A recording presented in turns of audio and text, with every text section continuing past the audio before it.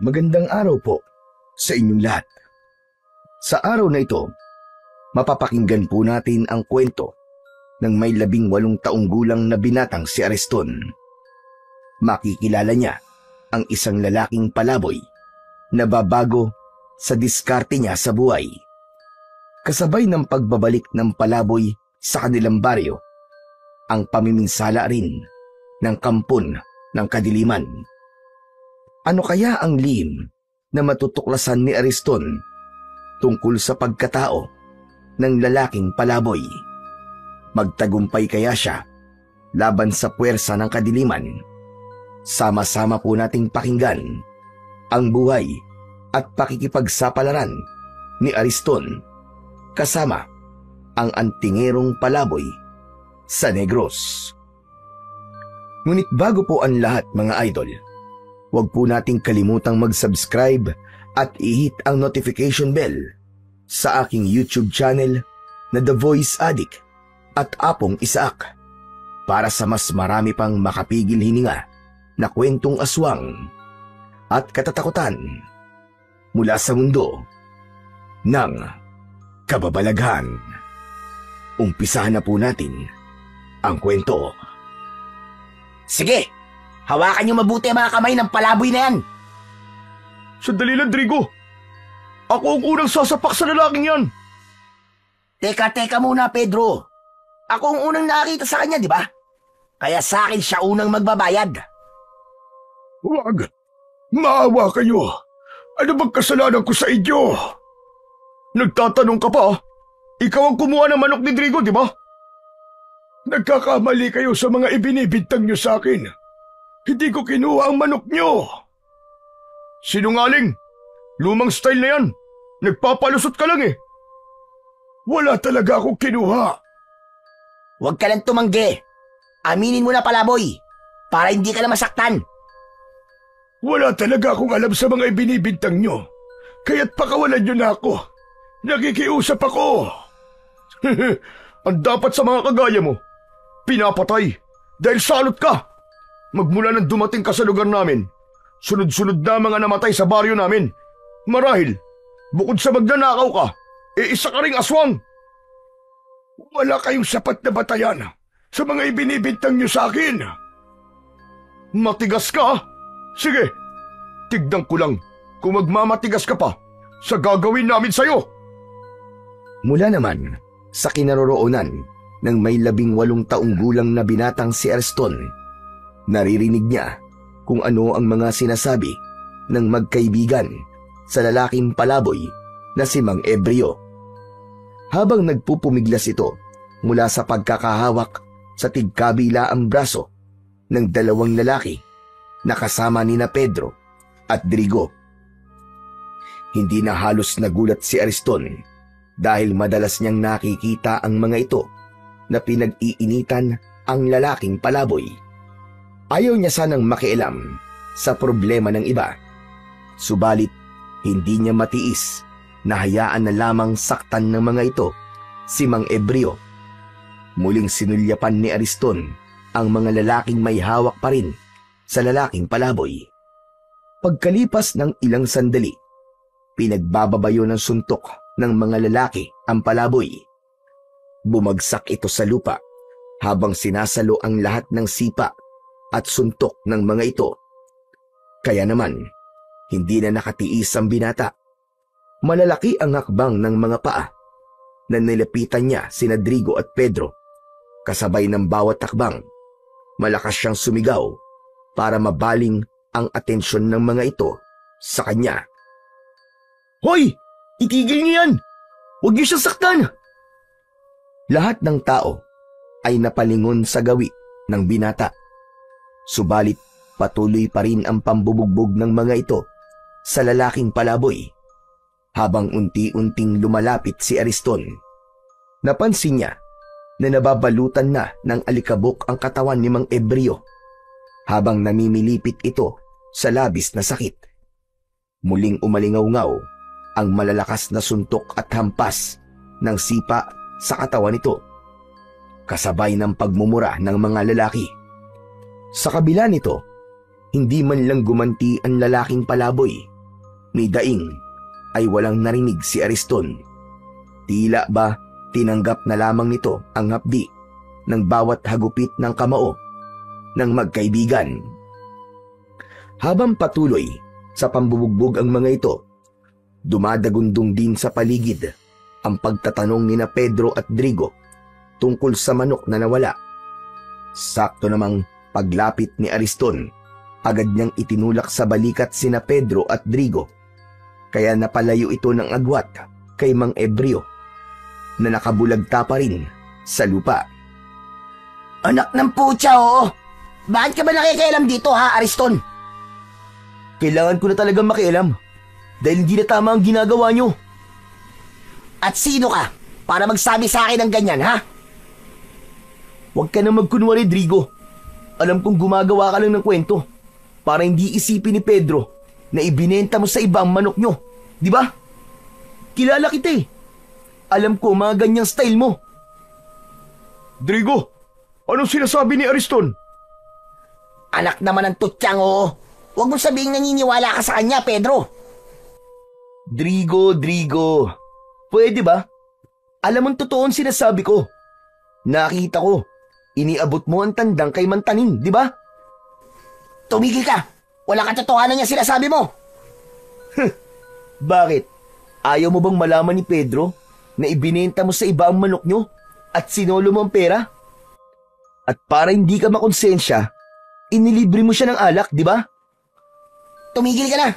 Kung ayaw mo masaktan. Drigo, totoo ba ang sinasabi ni Ariston? O ano? Sumagot ka, Drigo. Tinatanong ka ni Pedro. Bumakas ang tuwa sa muka ni Ariston nang makita ang reaksyon ni Drigo.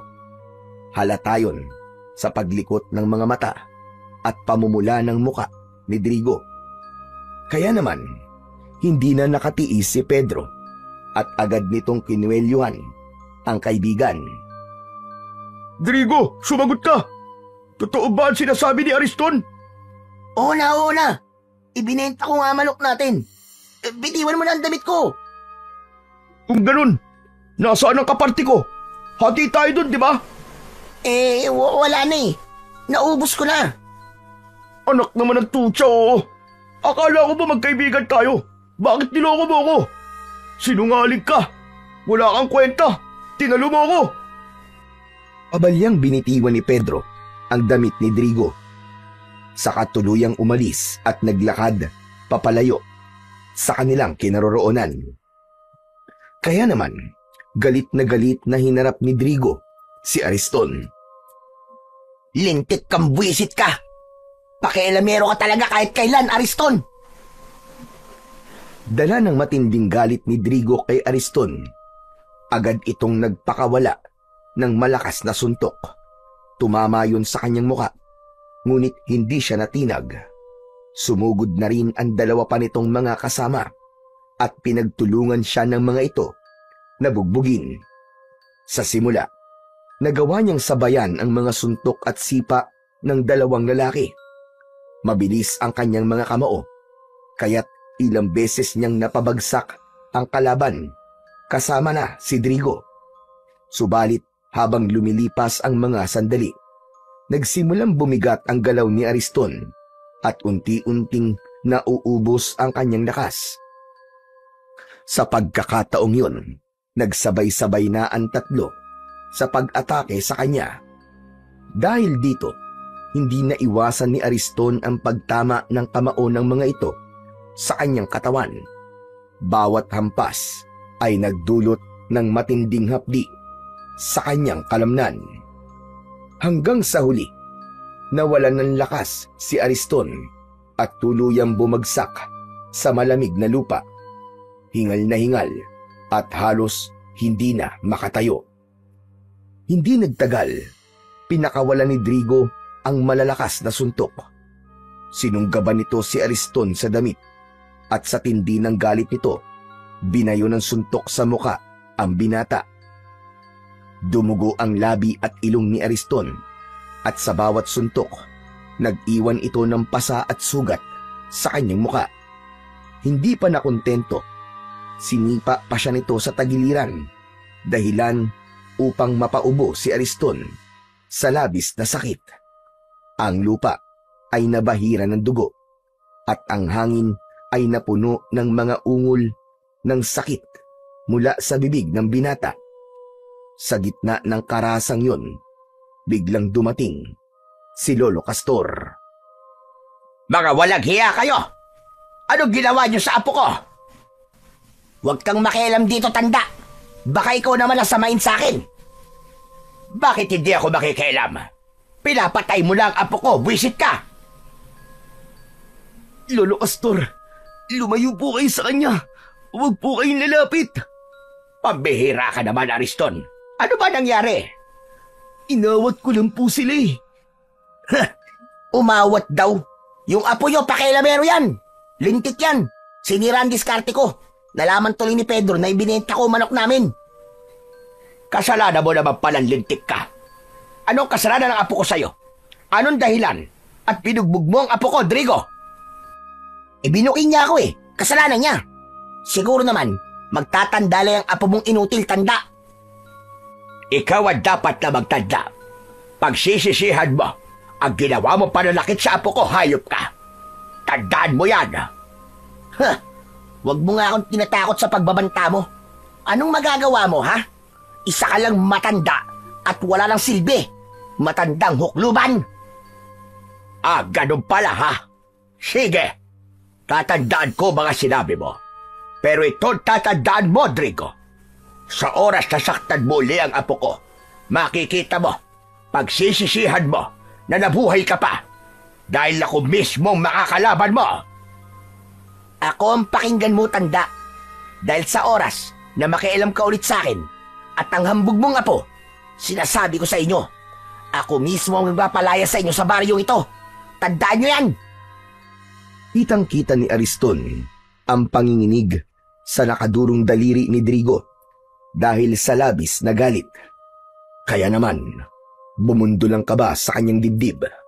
Nag-aalala siya na baka totohanin ni Drigo ang banta. Pagkatapos nito, tahimik na umalis at naglakad si Drigo papalayo sa kanilang kinaroroonan. Kasunod nun, naramdaman ni Ariston ang pamimigat ng talukap ng kanyang mga mata at tuluyan na siyang nawalan ng malay. Sa muling pagbabalik ng malay ni Ariston, ay naramdaman niya ang maligamgam na tubig na dumadampi sa kanyang balat. Kasabay nito, naririnig din niya ang mahihinang bulong ng matanda sa pagsambit nito ng isang orasyon. Kahit nakapikit si Ariston, batid niya na ang ingay na nasa tabi niya ay nagmumula sa mga garapon na madalas gamitin ni Lolo Castor sa panggagamot. Maya-maya pa ay narinig niya na nagsalita si Lolo Castor. Bumagog ka na dyan, apo. Alam kong gising ka na. Kailangan natin na mag-usap. Nang marinig ni Ariston ang sinabi ni Lolo Castor, dahan-dahan niyang iminulat ang kanyang mga mata. Alam niyang pag-uusapan nila ang tungkol sa nangyari sa kanya. Kaya naman, dahan-dahan siyang bumangon. Si Lolo Castor naman ay tumayo at lumapit sa bintana. Bigla naman ang pagguhit ng pananakit sa kanyang katawan, kasabay ng pamimigat ng kanyang labi at panginginig ng kanyang mga braso. Sa puntong yun, nagsalita si Lolo Castor. Hindi ba't kabilib-bilin ako sa'yo na huwag kang makikialam sa buhay ng iba, lalo na sa buhay ng palaboy na yon? Pasensya na po kayo, Lolo. Kaya lang, hindi ko po talaga matiis na hindi makialam sa ginagawa nila eh. Makakapatay na po sila ng tao eh. Aba, ano naman ngayon kung makapatay sila? Ano ang pakialam mo sa buhay nila? Tignan mo nga ngayon kung ano nangyari sa'yo. Mabuti na lamang at dumating ako. Dahil kung hindi, baka pinaglalamayan ka na ngayon. Pasensya na po talaga kayo, Lolo. Hindi na po mauulit. Talagang hindi na mauulit. Dahil sa oras na malaman ko na nakikialam ka na naman sa buhay ng ibang tao, ilalayo talaga kita. Ipapadala kita sa probinsya ng nanay mo. Pangako po, Lolo Castor. Hindi na po mauulit. Huwag niyo lang po akong ipadala sa probinsya ni nanay. Huwag kang mangako. Gawin mo. Bihira ka talaga, bata ka, oo. Palagi mo na lamang pinapasakit ang ulo ko. Tuluyan nang napatungo ng muka si Ariston. Wala siyang masabi. Aminado naman siya na nagkamali siya. Ilang beses siyang napapasama sa gulo nang dahil sa pangingialam niya sa buhay ng may buhay. Iniisip niya na tumulong sa iba, pero hindi naman siya nag-aalala para sa kaligtasan niya. Kaya sa huli, bugbog sarado ang inaabot niya. Si Lolo Castor lamang ang natitira niyang pamilya, magmula nang mamatay ang kanyang mga magulang.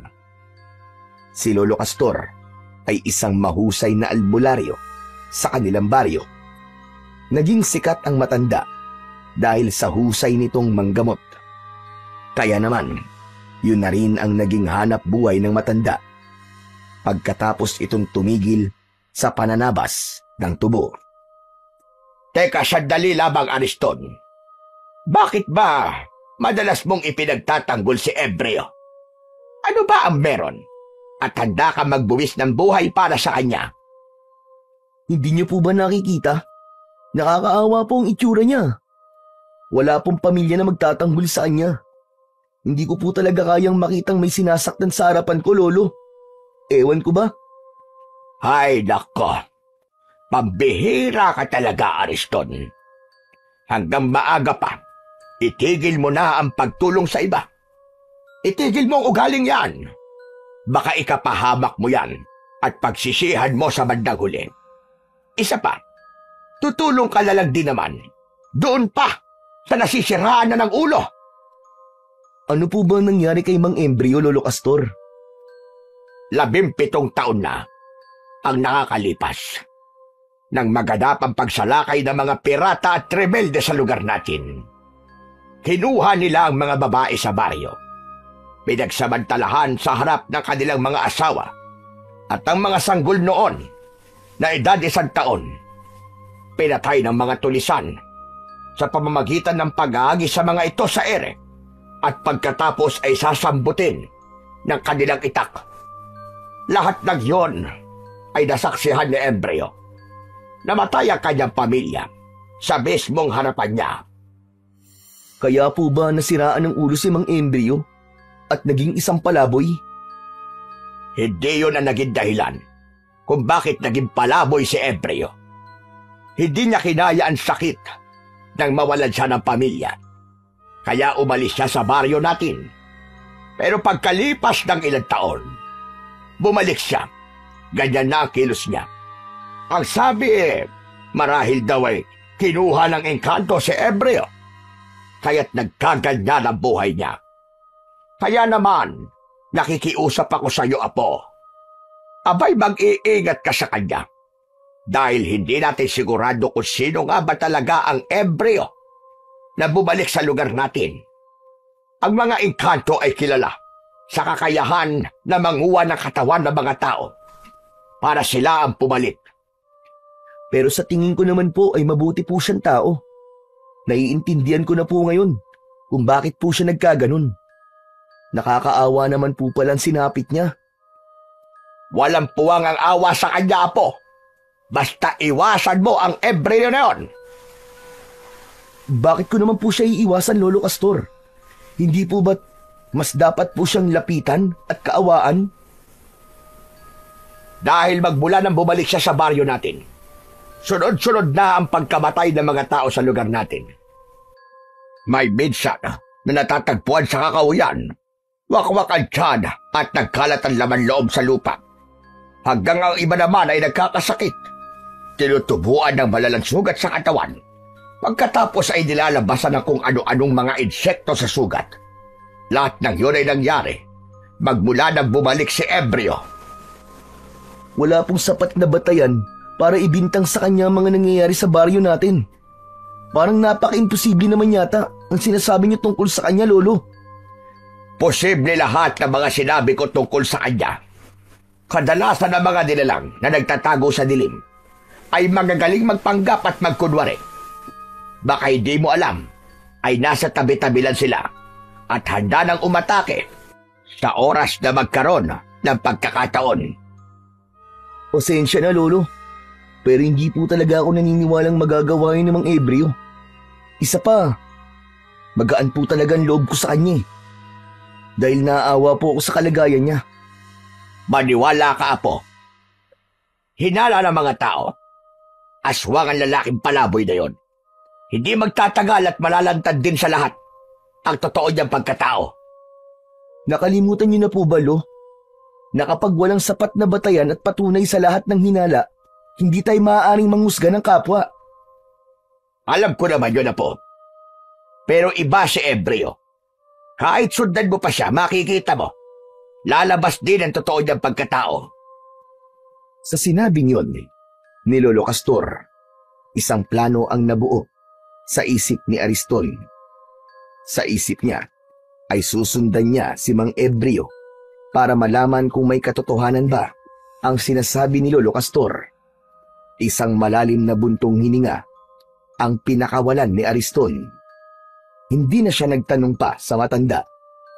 Maya-maya pa ay muling nagsalita ang matanda. Hala, sige na. Bumangon ka na dyan. Basta mga biling ko sa'yo, huwag mong kalilimutan nang hindi ako nag-aalala sa'yo, iho.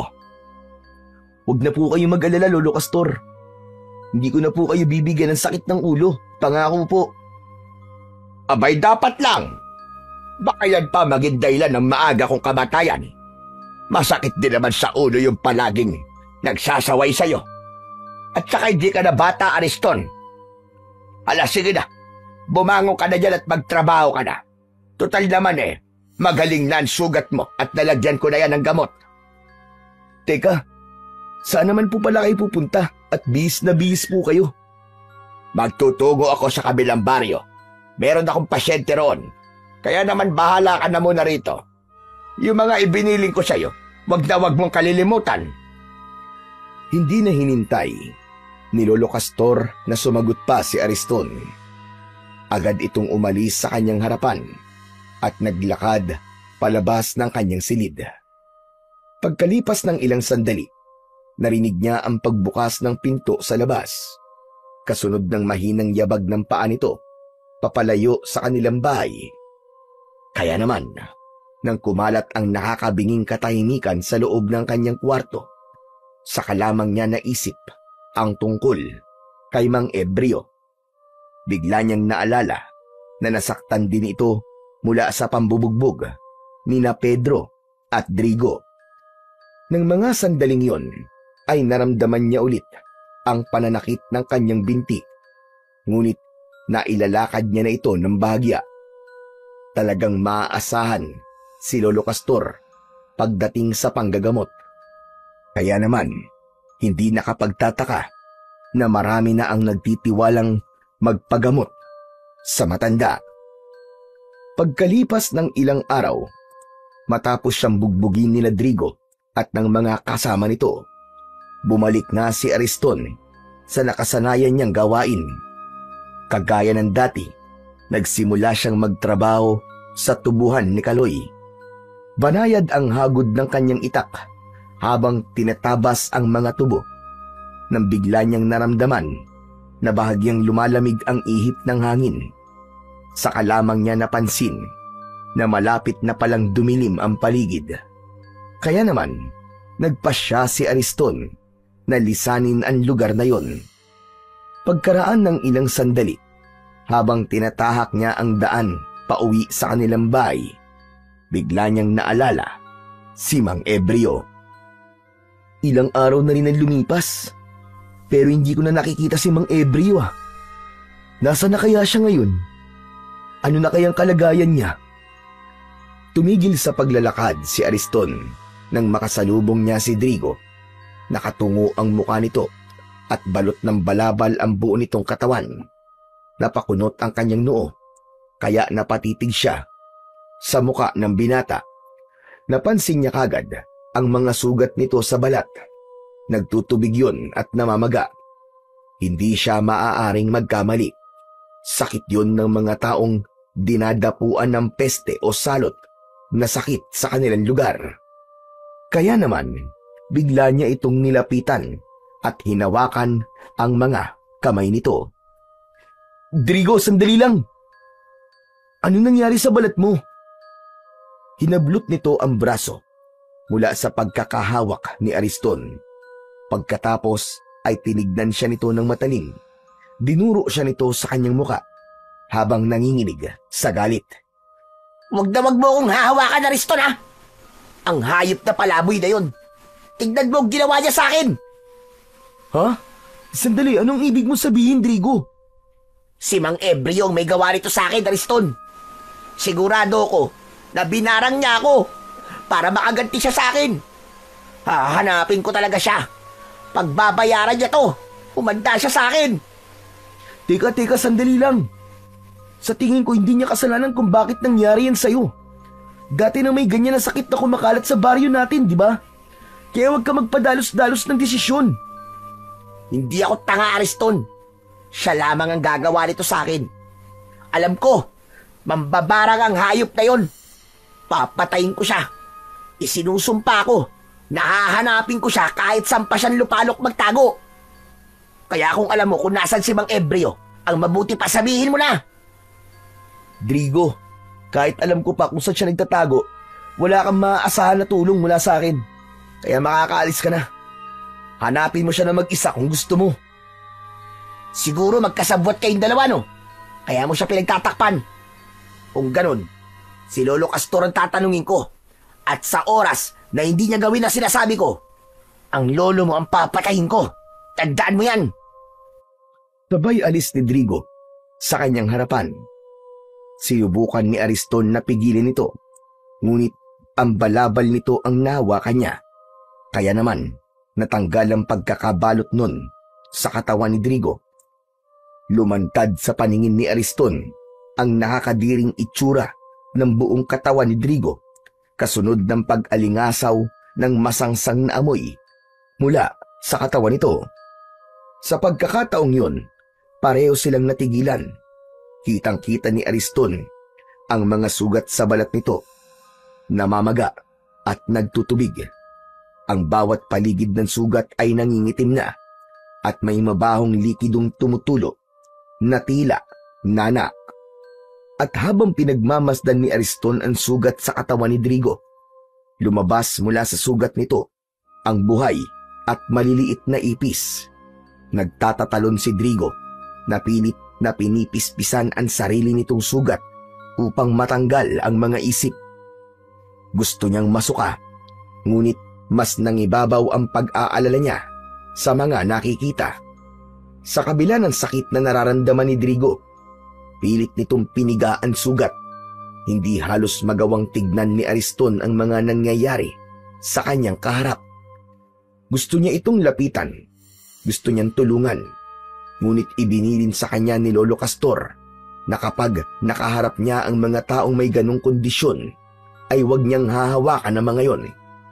Dahil sa oras na mahawakan niya ang sugat nito, mahahawa siya ng sakit ng taong nagtataglay ng ganong klaseng karamdaman.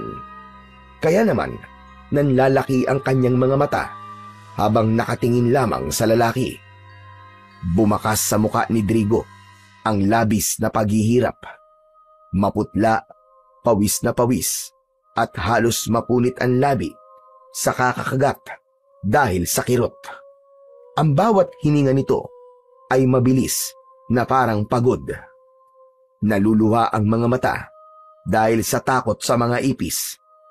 Sa katahimikan ng kakauyan, ang daing at ungol ni Drigo ang kanyang naririnig. Isang nakapangingilabot na eksena ng isang taong winawasak, hindi lamang ng sugat, kundi ng karumihan at kasindak-sindak na paghihirap mula sa mambabarang. Kung nangyayari yan sa'yo, Drigo, bakit hindi ka magpagamot kay Lolo Castor? Imbis na paghihiganti ang isipin mo, unahin mo muna magpagamot. Huwag ka na magkunwari na nag-aalala ka sa akin, Ariston. Tigilan mo ako. Drigo, hindi ako nagkukunwari. Totoo na nag-aalala ako sa kalagayan mo ngayon. At si Lolo Castor lang ang makakatulong sa'yo. Wala nang iba. Pagkatapos kong bantaan ng buhay ni Lolo Castor, sasabihin mong sa kanya ako magpagamot. Hindi ko yung gagawin. Ang dapat nito, patayin ang bumarang sa akin. Yun lang ang tanging paraan. Pagkasabi nun ni Drigo, dinampot na nito ang balabal na nahulog sa lupa. Kaya nakita ni Ariston ang panginginig sa mga kamay ng binata. Nang mahawakan nito ang balabal, ay mabilis nitong ibinalot sa kanyang katawan at umalis sa lugar na yun. Nahabol na lamang ng tingin ni Ariston ang nagmamadaling si Drigo. Pagkatapos ng mga nangyari kay Drigo, parang gusto na rin niyang maniwala na si Mang Ebreo ang may kagagawa nun. Kaya naman, mas tumindi ang pagnanais niya na sundan ang lalaking palaboy. Nang mawala sa kanyang paningin si Drigo, malungkot na naglakad si Ariston pauwi sa kanilang bahay. Habang tinatahak niya ang daan papunta sa kanilang kubo, ay hindi sinasadya na nakita niya si Mang Ebreo. Papunta rin ito sa madilim na bahagi ng kakahuyan.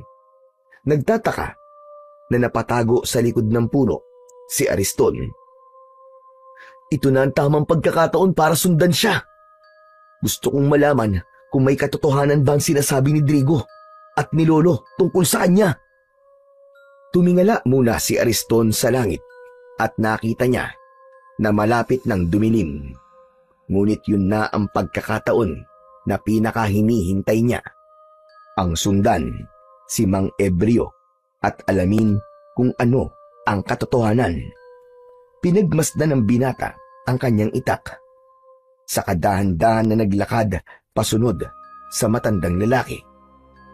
Maingat at magaan ang kanyang pagakbang para hindi nito mahalata na sinusundan niya si Mang Ebreo. Lumipas ang ilang minutong paglalakad. Nakarating sila sa kabilang baryo. Mula sa kanyang pinagkukublihan na puno, tanaw niya na lumapit si Mang Ebreo sa pintuan ng isang babaeng may tindahan ng tinapay. Nang hihingi ang lalaki sa ginang. Sa una ay hindi muna ito kumilos sapagkat kinilala muna nitong mabuti si Mang Ebreo. Ngunit hindi nagtagal ay nagbigay rin ang babae ng tinapay kay Mang Ebreo. Nang matanggap nito ang tinapay, ay muli itong nagpatuloy sa paglalakad. Kinailangan ni Ariston na magpalipat-lipat sa mga puno na madadaanan niya habang hindi inaalis ang paningin sa ginagawa ng lalaking palaboy. Maya-maya pa ay huminto naman si Mang Ebreo sa tapat ng isang magandang bahay. Nakita niya na kumakatok ito sa pinto at nanghihingi ng pagkain. Subalit ipinagtabuyan ito at ipinahabol pa sa aso. Hindi inaasahan ni Ariston na masasaksihan niya ang ganong ugali ng mga tao. Kahit may ilang nag-abot ng tinapay o kanin kay Mang Ebreo, meron pa rin na mga taong may masasamang pag-uugali. Pagkalipas ng ilang oras na paglalakad at pagmamakaawa para sa pagkain, tuluyan na itong umalis, dala ang kaunting piraso ng tinapay na nakasilid sa basang tela nito. Bawat bahay na nagbibigay rito ng pagkain ay nakikita ni Ariston na nilalagyan ng marka ang bawat dingding o pinto gamit ang palawit ng kwintas nito. Kaya naman, napapaisip si Ariston kung bakit ginagawa yon ni Mang Ebreo. Teka, bakit kaya nilalagyan niya ng tanda ang bahay ng mga taong nagbibigay sa kanya ng tinapay? At ang hindi naman nagbibigay sa kanya ng pagkain ay nilalagyan niya ng X na marka. Para saan kaya yun? Napakunot ang noo, nabulong sa sarili ni Ariston. Muli niyang ipinagpatuloy ang pagsunod kay Mang Ebreo habang ang paligid ay unti-unti nang binabalot ng dilim.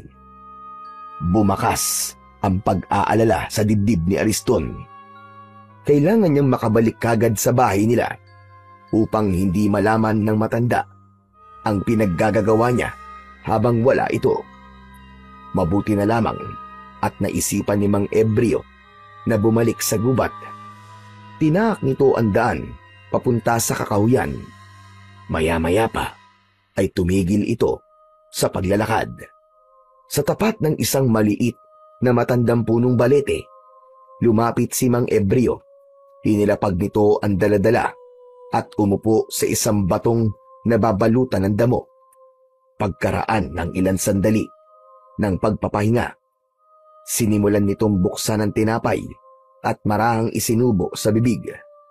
Dahan-dahang ninunguya na para bang bawat mumo ay mahalaga. Ang katahimikan ng paligid ang nagsilbing saksi sa kalungkutan ng buhay ni Mang Ebreo. Sa kabilang dako naman ng kakahuyan, nakatago si Ariston habang nakatingin pa rin sa ginagawa ng lalaking palaboy. Wala naman ako napapansin na kakaiba sa kanya. Kawawa pa nga ang kalagayan niya dahil sa ilang oras sa paglalakad niya, isang balot lamang ng tinapay ang nakuha niya at wala pang tubig. Muli siyang napatingin sa gawi ni Mang Ebreo. Kasunod nito ay maingat siyang nagpalipat-lipat sa mga puno upang hindi maramdaman ni Mang Ebreo ang presensya niya. Ang kanyang mga mata ay nakatutok sa bawat kilos ng matanda. Pinagmamasdan kung saan ito tutungo o anong lihim ang maaaring malaman niya rito. Tanging ang liwanag lamang ng sikat ng buwan ang tanglaw niya sa paligid. Naaalala niya na malapit ng sumikat ang kinatatakutan na pulang buwan. Yun ang hudyat ng muling pagkabuhay ng pinakamalakas na aswang. Ayon yun sa kwento ni Lolo Castor. Habang abala siya sa pag-iisip, ay napatungo siya at muling napasulyap sa gawi ni Mang Ebreo. Ngunit nanlaki ang kanyang mga mata.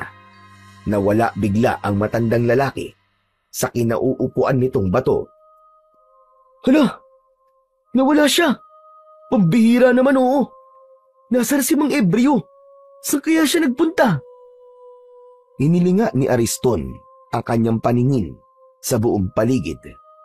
Ngunit wala na talaga ang lalaking palaboy. Kaya naman, napilitan siyang lumabas sa kanyang pinagtataguan.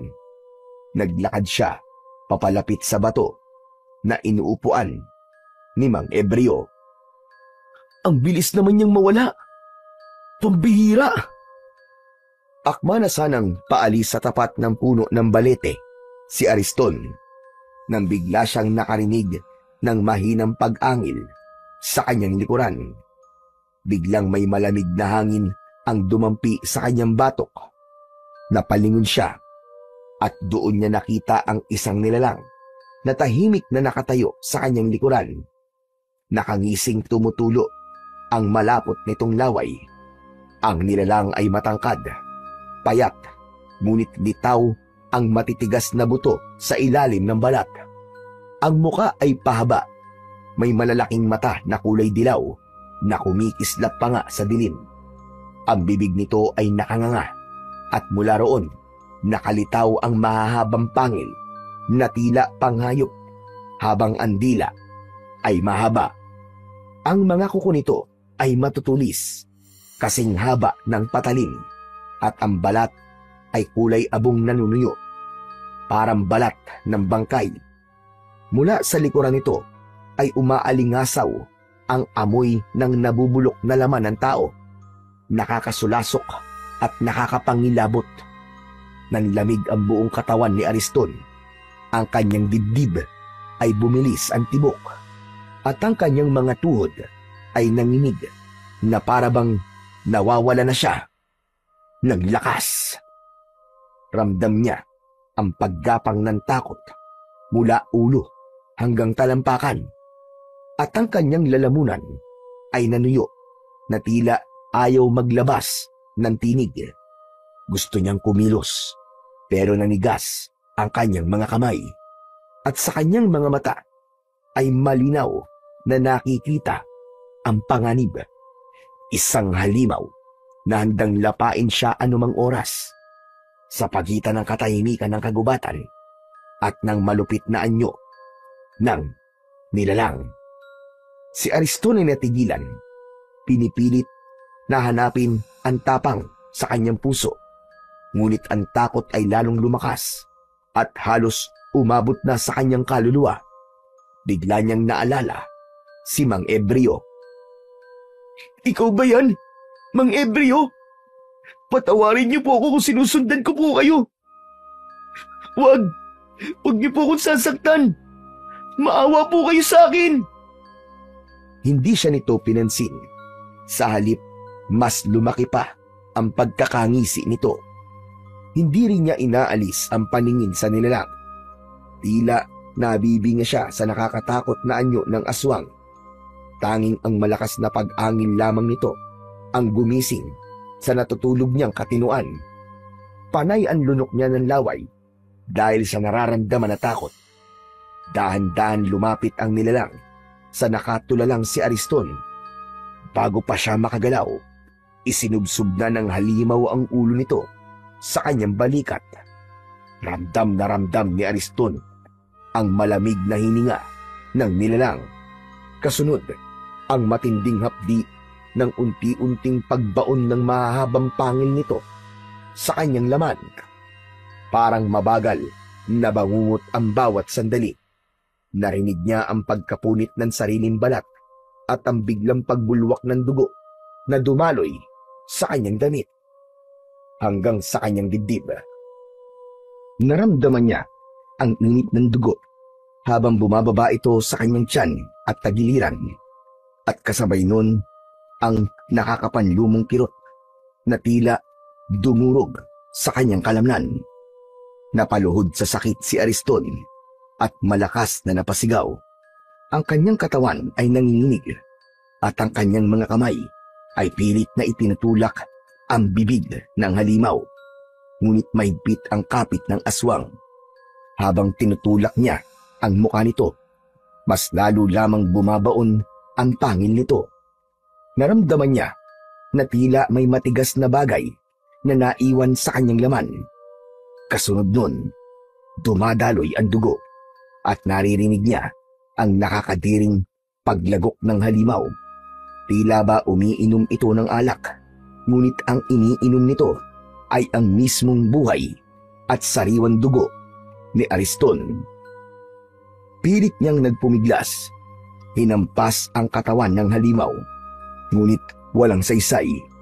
Ang bawat lagok ng nilalang ay nagdudulot ng panghihina sa kanyang mga tuhod at ang kanyang paningin ay nagsimula ng lumabo. Sa huling sandali ng kanyang lakas, mas malakas na sigaw ang kumawala sa kanyang bibig. "Umalis ka! Demonyo ka! Hindi mo ako mapapatay! Pakawalan mo ako! Pakawalan mo ako!" Isang malakas na suntok ang dumapo mula sa aswang, mula sa kamao ni Ariston. Humalas ito at binitiwan siya. Bumagsak si Ariston sa lupa, hapong-hapo at duguan, habang ang nilalang ay umatras. Nakatitig pa rin sa kanya, ngunit hindi na muling sumugod. Ang katahimikan ng kagubatan ay muling bumalik. Tanging mga ungol ng sugatan si Ariston at ang pagtulo ng dugo sa lupa ang nanatiling tunog ng gabing yun. Maya-maya pa ay biglang nagsalita ang nilalang na umatake sa kanya. Simula ngayon, kabilang ka na sa mga alagad ko. Nagtagumpay ako. Inilinga ni Ariston ang paningin sa paligid. Umaasa siya na merong tutulong sa kanya. Ngunit ang puno lamang ng balete ang tanging saksi sa mga nangyari sa kanya. Alam niya na ngayon na si Mang Ebreo nga ang aswang na pumapatay sa mga tao. Pagkatapos magsalita ng nilalang, ay umalis ito sa kanyang harapan. Naiwan siyang nakaluhod sa lupa habang nararamdaman ang kakaibang sakit na gumagapang sa buo niyang kalamnan. Nagkikikisay ang kanyang katawan, tumitirik ang kanyang mga mata, at dala ng labis na paghihirap. Napunit niya ang kanyang damit dahil pakiramdam niya ay mainit ang kanyang katawan at tila may lalabas na insekto sa kanyang laman. Sandali pang nagkikikisay ang kanyang katawan, biglang tumulo ang malapot niyang laway. Nagugutom, nauuhaw. Yun ang kanyang nararamdaman ng mga sandaling yun. Anong nangyayari sa akin? Hindi maaari! Kahit hindi nakikita ni Ariston ang kanyang sarili, natitiyak niya na nahawahan na siya ng aswang. Isa na siyang ganap na halimaw. Hindi siya maaaring magkamali dahil ang nararamdaman niyang gutom at uhaw ay hindi para sa normal na pagkain, kundi sa karne ng tao. Napayuko si Ariston, hingal at duguan, nang biglang may dumaloy na kakaibang init sa kanyang mga ugat. Mula sa kaibuturan ng kanyang dibdib ay sumiklab ang isang malakas na kapangyarihan at sa isang iglap ay nagliyab ng malaapoy na liwanag ang kanyang buong katawan. Ang paligid ay nabalot ng maningning na kulay pulang liwanag, tila apoy na hindi nakakasunog, ngunit umaalab ng kakaibang lakas. Ang kanyang damit na punit-punit ay dahan-dahang nilamon ng liwanag hanggang sa tuluyang maglaho ang mga bakas ng pagkasira. Maging ang malalim na sugat sa kanyang balikat na kanina lamang ay umaagos ang dugo, ngayon ay mabilis na nagihilom na para bang hindi ito kailanman nagkaroon ng sugat. Ang bigat at sakit sa kanyang katawan ay napalitan ng kakaibang lakas. Mabilis, matalim, at umaapaw na enerhiya, tila gumagapang sa kanyang mga ugat. Tumayo ng naguguluhan si Ariston at ubod lakas na sumigaw. Anong nangyayari sa akin? Anong nangyayari sa akin? Sa kabila ng kanyang pagtataka, mas pinili niyang maghanap ng pagkain na tatanggal sa nararamdaman niyang gutom. Biglang bumilis ang kanyang mga kilos. Ang kanyang mga mata ay nagniningning na parabang mata ng isang mabangis na nilalang. Sa di kalayuan, napansin niya ang isang usa na namamahinga sa ilalim ng isang punong kahoy. Hindi siya nag-atubili. Sa isang kisap mata ay tumalon siya at sinalakay ang hayop na yon. Dala ng matinding gutom at uhaw, mabangis at mabilis na nilapa niya ang usa. Ang kanyang mga kamay ay bumaon sa katawan ng kawawang hayop. Pinunit ang laman at ang dugo nito ay dumikit sa kanyang labi. Ang bawat kagat niya ay mabilis at sabik na sabik. Ang malamig na karne ng usa sa kanyang bibig ay nginuya niya na parang hayop na gutom. Ang amoy ng sariwang dugo ay tila nagpapalakas palalo sa kanyang katawan, hanggang sa wala nang matira, kundi ang duguang katawan ng kawawang usa. Pinagmasdan niya ang kamay na may matutulis na kuko na animo ay mga patalim. Dinilaan ang natirang dugo roon at laman sa palad, hanggang sa para na siyang pusa na nililinisan ang kanyang mga balahibo sa katawan. Pagkaraan pa ng ilang sandali, unti-unti ring naglaho ang liwanag na bumabalot sa kanyang buong katawan.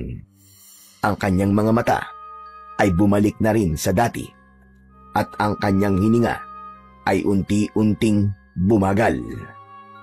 Ang dating mabangis na anyo ay napalitan muli ng anyo ng pagiging tao. Parang isang panaginip lamang ang lahat, ngunit damang-dama niya ang lakas na ibinigay sa kanya ng kapangyarihan. Mabilis siyang kumilos at sa hindi maipaliwanag na bilis ay nakabalik kagad siya sa kanilang bahay. Doon sa tapat ng kanilang pintuan, sa katahimikan ng gabi, nanatili si Ariston. Bit-bit ang hiwaga ng kapangyarihang bumalot sa kanyang buong pagkatao. Isang lihim na siya lamang ang nakakaalam. Isang pangalan ang biglang sumagi sa kanyang isipan. Bumakas ang matinding galit sa kanyang muka. Pagbabayaran niyang ginawa niya sa akin. Ako mismo ang papatay sa iyo, Mang Ebreo. Natitiyak ko. Ikaw lang. Ikaw ang may gawa nito sa akin. Nakuyom ni Ariston ang kanyang kamay. Galit na galit siyang nakatingin sa nakasaradong pintuan. Maingat siyang pumasok sa loob ng kubo. Magaan ang hakbang ng paa upang maiwasan ang ingay. Isinumpa ni Ariston sa kanyang sarili na tatambangan niya ang lalaking palaboy at papatayin upang makaganti sa lahat ng mga nangyari sa kanya. Ni hindi na niya ginising si Lolo Castor. Diretso siyang pumasok sa loob ng kanyang silid. Naupo siya sa gilid ng katre. Isang malalim na buntong hininga ang pinakawalan ni Ariston bago siya nahiga sa kanyang higaan. Pagkatapos ng mga nangyari sa kanya ng gabing yun, agad na nakatulog si Ariston sa labis na pagod. Hindi niya namalayan na merong isang anino ng nilalang na nakatingin sa labas ng kanyang bintana. Nakangiti at punong-puno ng pag-asa na naisakatuparan na nito ang pinapangarap. Ang bumuo ng isang pinakamalakas na aswang. Kinabukasan ay nagising si Ariston sa mainit na sinag ng araw na tumatama sa kanyang muka. Wala siyang balak lumabas ng bahay dahil hindi na siya katulad ng isang normal na nilalang na makakatagal pa sa init ng araw. Dahan-dahan siyang bumangon sa kanyang katre upang isara ang nakabukas niyang bintana. Kaya naman, napansin niya na nagkaroon ng mga pulang guhit ang kanyang balat. Maputla at may bahid ng dugo. Maya-maya pa ay narinig ni Ariston ang boses ni Drigo sa loob ng kanilang sala. Nais na nitong magpagamot sa matandang albularyo na si Lolo Castor dahil hindi na nito kaya ang labis na sakit na nararamdaman. Pagkatapos na marinig ni Ariston ang pakiusap na yun ni Drigo, lumapit siya sa pintuan at sinilip ito sa siwang ng dingding. Parang awa niyo na, Lolo Castor. Iligtas niyo ako. Tulungan niyo ako. Hindi ko na talaga kaya. Hindi ko na kayang matagalan ang sakit na nararamdaman ko. Yan ang napapala ng masasamang tao na kagaya mo. Tatanggapin ko po ang lahat ng masasakit na salita na sasabihin niyo, Lolo Castor. Basta tulungan niyo lang po ako. Nagmamakaawa po ako sa inyo. Tulungan niyo ako. Tulong para saan? Para mapagalingin ang malakas na barang sa katawan mo? Wala ng gamot ang makakapagpagaling sa'yo. Maliban na lamang kung papatayin mo ang may gawa niyan sa'yo. Handa akong pumatay. Gumaling lang ako sa sakit ko to. Kung totoong barang ito, sino ang hayop na yun na gumawa nito sa akin? Sa tingin ko, si Ebreo ang may gawa niya sa'yo. Kaya kailangan mong patayin siya para ikaw ay gumaling. Sa isang bahagi ng silid ay napapangiti si Ariston. Dalawa na silang maghahanap sa lalaking palaboy. Tila nawala ang kabutihan sa puso ng binata. Natutuwa siyang may ibang tao na gagawa sa mga binabalak niyang gawin para kay Mang Ebreo.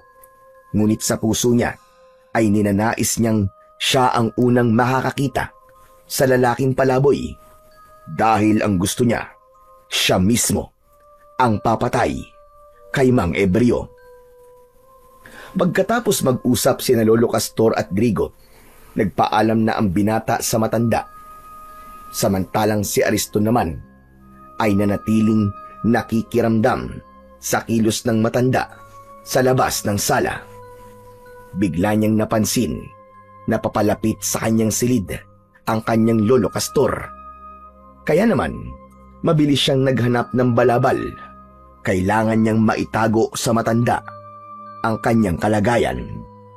Nang makuha niya ang balabal, ay agad niyang ibinalot yun sa kanyang katawan. Kasunod nito, narinig niya ang boses ng matanda sa labas ng nakasarado niyang pintuan. Apo! Apo! Ariston! Gumising ka na dyan! Nakaluto na ako ng almusal natin. Hala, sige na. Halika na rito. Sabayan mo na akong kumain. Mamaya na lamang po ako, Lolo Castor. Masama lang po ang pakiramdam ko. Mauna na po kayo. O sige, ikaw mabahala. Mauna na akong kumain ha. Kailangan ko pa magpunta sa bahay ni Pedro. Nabalitaan mo na ba nangyari kina Drigo at Pedro? Po? Hindi pa po. Sagot niya sa tanong ni Lolo Castor. Nagkunwari siyang walang nalalaman tungkol sa nangyayari sa magkaibigan. Tila lampasan ang kanyang tingin at nakikita ang matanda na nakatayo pa rin sa labas ng kanyang silid. Alam mo ba na dinapuan sila ng malubhang karamdaman na para bang isang itim na barang? Si Drigo, humingi siya ng tulong sa akin at alam na niya kung sino ang bumarang sa kanya. Siguro naman maniniwala ka na sa akin. Si Ebreo, ang mambabarang na pumapatay sa mga biktima. Marahil ay naghihiganti siya sa mga taong nanakit sa kanya. Opo, naniniwala po ako sa inyo, Lolo Castor. Narinig ko po kayong nag-uusap kanina ni Drigo. Bumalik ang palaboy na yun para maghasik ng lagim. Nagkiskisan ang mga ngipin ni Ariston. Sa labis na galit, nakuyom niya ang kanyang kamao. Sa isip niya ay hihintayin lamang niya ang pagsapit ng gabi at aabalahin niya ang kanyang sarili sa paghahanap sa lalaking palaboy. Hindi na nagsalita si Lolo Castor sa labas ng kanyang silid. Narinig niya ang mga yabag ng paa nito papalayo sa tapat ng pinto. Isang malalim na buntong hininga ang pinakawalan ni Ariston bago siya bumalik sa higaan. Ilang saglit lang ang lumipas ay muli siyang nakatulog. Hindi niya na namalayan kung gaano kabilis lumipas ang mga oras. Pagkagising ng binatang si Ariston, nagulat siyang madilim na naman ang paligid. Agad niyang kinuha ang kanyang itak na nakasabit sa dingding at sa bintana siya dumaan. Paglapat ng kanyang mga paa sa lupa, mabilis niyang tinahak ang daan papunta sa kakahuyan. Pagsapit niya sa gitna ng kagubatan, malinaw niyang nakikita ang daan dahil sa maliwanag na sikat ng buwan. Batid niya na doon dadaan si Mang Ebreo. Kaya naman, naghintay siya ng ilang minuto habang nakatago sa likod ng puno ng balete. Hindi nga nagtagal, nakita niyang papalapit sa balete si Mang Ebreo. Pasa nito ang isang lumang sako na puno ng kalakal. Mabagal ang hakbang ng matanda, tila ba pagod sa maghapong panlilimos ng pagkain. Naalala ni Ariston kung paano siya nito kinagat sa balikat. isang bagay na lalong nag-udyok sa kanya upang harapin ito ngayong gabi. Nang tuluyang makalapit si Mang Ebreo, mabilis na lumabas si Ariston mula sa kanyang pinagtataguan at hinarangan ito sa daan. Bago pa makagalaw ang matanda, itinaas na ni Ariston ang kanyang itak at itinutok yun sa dibdib ni Mang Ebreo. Bumakas ang gulat at pagtataka sa anyo ng matandang lalaki. Anong ibig sabihin yan? Umasta ito na parang nasisiraan ng ulo. Nagsasasayaw na patuloy sa pagkukunwari. Ngunit sa inis ni Ariston, inatake niya ito ng taga sa katawan na agad naman itong naiwasan. Sumeryoso ang mukha nito na tumingin sa kanya. Nawala ang bakas ng pagiging siraulo ni Mang Ebreo. Buong kahandaan na napaatras ito ng hakbang. Ngunit ang mga mata ay nanatiling nakatingin sa kanyang kamay na may tangan na itak. Unti-unting nagbago ang anyo ni Ariston. Mula sa pagiging tao ay naging isang halimaw ito na umaangil ng dahil sa labis na puot at galit. Ni hindi nagulat ang kaharap. Tila alam na nito na may hawa siya ng pagkaaswang. Kaya naman, mas lalong gumapang ang galit sa dibdib ni Ariston. Dito na magtatapos ang pagtatago mo, hayop ka! Pati ako, dinamay mo. Hinawaan mo ako ng pagiging aswang mo. Kaya naman, papatayin na kita ngayon! Mariin at galit na sambit ni Ariston habang kumikislap ang talim ng itak sa ilalim ng sinag ng buwan. Ang kanyang mga braso ay nanlalakas. Patuloy sa paghakbang papalapit sa lalaking natitigilan. Wala akong alam sa mga sinasabi mo, Ariston. Kagabi, sinundan kita. Ngunit biglaan nawala. At ang lumitaw ay ang mabangis na nilalang na kumagat sa balikat ko. Kaya nangyari ito sa akin. Alam ko, ikaw yun. Ikaw ang aswang na gumawa nito sa akin. Kaya huwag ka na magkunwari. Dahil bistado na kita. Papatayin talaga kitang hayop ka. Buong lakas na itinaga ni Ariston ang itak sa lalaki. Ngunit nakaiwas ito. Habang patuloy sa pag-atake si Ariston, nagsalita naman si Mang Ebreo. Nagkakamali ka sa inaakala mo. Kagabi, alam ko sinusundan mo ko, pero wala akong ginawang masama sa'yo. Umuwi na ako nun at hindi ko alam ang mga nangyari sa'yo. Maniwala ka, Ariston! Sinungaling ka! Muli niyang inatake ng taga si Mang Ebreo, ngunit mabilis itong nakaiwas. Nagawa siya nitong maitulak. Bumakas sa mukha nito ang pinaghalong pag-aalala at pagtataka. Sa katahimikan ng kakahuyan, ang kanilang mga hininga lamang ang naririnig. Sa pagitan ng dalawang nilalang, ang matandang palaboy na puno ng misteryo at ang binatang armado ng tapang. Nagsimula ang sagupaan na magbubunyag sa kanila ng totoo nilang layunin at pagkatao. Ang itak ni Ariston ay walang nagawa sa mabilis na paggalaw ni Mang Ebreo, lalo na nang tinamaan siya ng suntok nito sa kanyang dibdib. Bumagsak siya sa lupa.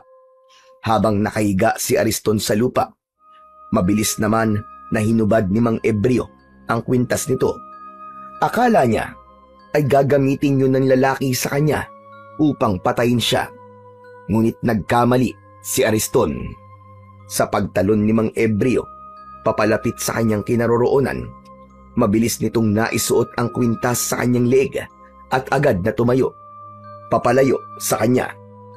Nagulat si Ariston dahil may kung anong malakas na puwersa ang nagpatigil sa kanyang galit at katawan. Nanatili siyang nakahiga habang nakatingin sa nakatayong si Mang Ebreo. Subalit ang hininga ni Ariston ay mabilis at punong-puno ng pagpupumiglas ang isipan. Ngunit hindi ng kanyang katawan. Anong ginawa mo sa akin? Anong ginawa mo sa akin, hayop ka? Pansamantalang maninigas ang katawan mo sa loob ng 5 minuto. Sapat na yon para mapakinggan mo ang mga sasabihin ko sa'yo. Alisin mo to! Alisin mo to, hayop ka! Alisin mo to! Tinatanggal pansamantala ng kwintas ang pagiging aswang mo at makokontrol mo ang sarili mo. Ngunit bago yon, unti-unti niyang binibigyan ng bisa ang mutya na nakatanim sa balikat mo. Walang kaalam-alam ang nilalang na nagtanim sa'yo ng mutya na isa palang pagkakamali ang ginawa niya sa'yo. Hindi ba't ikaw nga ang may gawa nito sa akin? Ikaw ang kumagat sa balikat ko. Kaya ikaw ang nagkamali. Huwag mo na subukang bilugin pa ang ulo ko. Dahil hindi ako maniniwala sa'yo. Demonyo ka! Patutunayan ko sa'yo na nagsasabi ako ng totoo. Ang kwintas na suot mo ay karapat-dapat para sa'yo. Pagmasdan mo kung paano niyan babaguhin ang anyo mo. Dahil hindi ako masamang nilalang, kagaya ng iniisip mo. Sa ating dalawa, ikaw lang ang totoong aswang. Sa ilalim ng malamlam na sinag ng buwan, hingal at pawis na pawis si Ariston habang pinagmamasdan ang pagliwanag ng suot niyang kwintas. Kanina lamang ay nanlilisik ang kanyang mga mata. Nanginginig ang kanyang mga kamay sa pananabik na mapatay si Mang Ebreo, pati na ang galit na kanyang nararamdaman para rito ay unti-unti ding naglaho. Nagsimulang magbago ang lahat. Mula sa loob ng kanyang dibdib ay unti-unting kumalat ang malamig na enerhiya. Pumapawi sa init ng halimaw na nagkukubli sa kanyang pagkatao. Ang kanyang balat na kanina ay namumula at puno ng tila naglalagablab na ugat ay muling naging payapa at bumalik sa normal na kulay. Ang kanyang mga mata na tila mata ng isang mabangis na hayop ay bumalik sa pagiging mata ng isang tao. Isa-isa ring naglaho ang bakas ng pagiging aswang ng binata. Ang mahahabang kuko ay umurong at ang matutulis na pangil ay lumubog at ang kanyang hininga na kanina ay mabigat at mabangis ay naging banayad at mahinahon. Ang kanyang katawan na parang kinokontrol ng halimaw ay muling napasunod sa kanyang sariling kalooban. Sa wakas, nakaluhod na siya sa lupa. Hawak-hawak ang kwintas na tila yun lamang ang pag-asa niya para maging tao. Si Ariston, na nilamon ng pagiging halimaw, ay muling naging tao. Kalmado, tahimik, at nagtataka kung gaano pa katagal magtatagal ang bisa ng mahiwagang kwintas sa kanyang dibdib. O ano? Siguro naman, makakausap na kita ngayon ng maayos nang hindi pinagbabantaan ng buhay ko. Anong nangyayari sa akin? Mananatili pa rin ang pagiging aswang mo. Ngunit hindi na kagaya kanina na wala kang kontrol. Wala akong kinalaman sa ibinibintang mo sa akin. Hindi ako ang may gawa niyan sa'yo. Hindi ko alam kung dapat ba akong maniwala sa mga sinasabi mo. Handa akong patunayan na hindi ako ang aswang.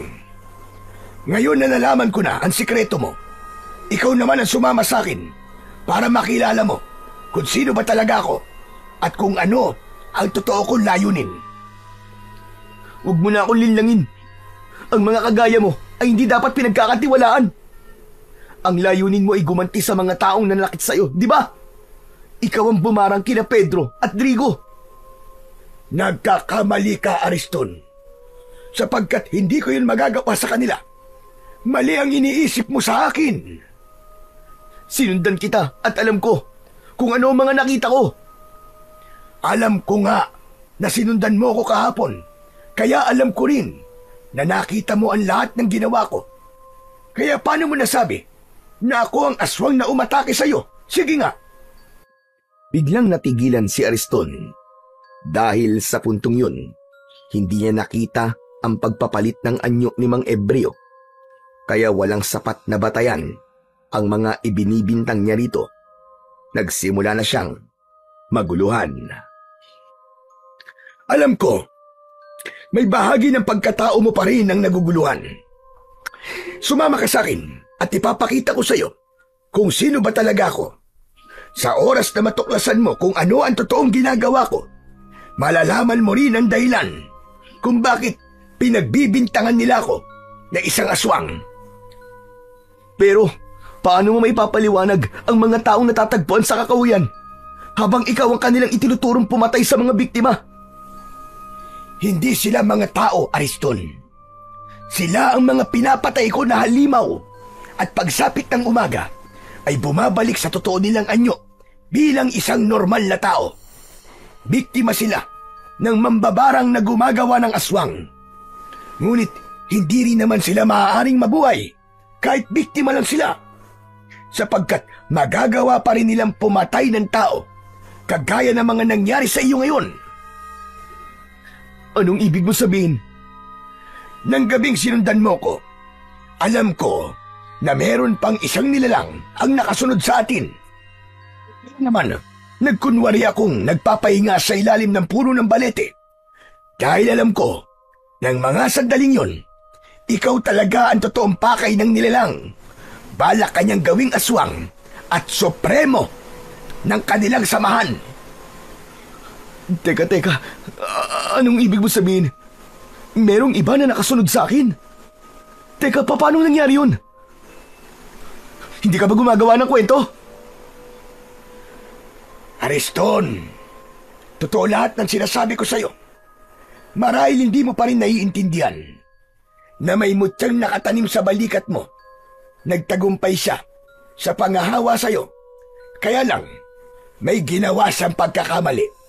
Kinagat ka niya sa tapat ng baleting ito. Sabay turo ni Mang Ebreo sa puno na nasa tapat nila bago muling tumingin sa kanya. Anong kaugnayan ng balete sa mutya na nasa balikat ko? Hindi maaaring taniman ng mutya sa balikat ang isang tao kapag nasa tapat siya ng puno ng balete. Dahil ang enerhiya ng mga engkanto na nangangalaga sa puno ng balete ay sumanib sa mutyang nasa balikat mo. Kaya nagkaroon ka ng kakaibang kapangyarihan na tatalo sa mambabarang na aswang.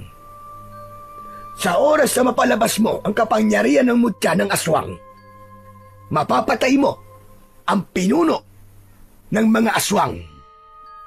Natigilan si Ariston.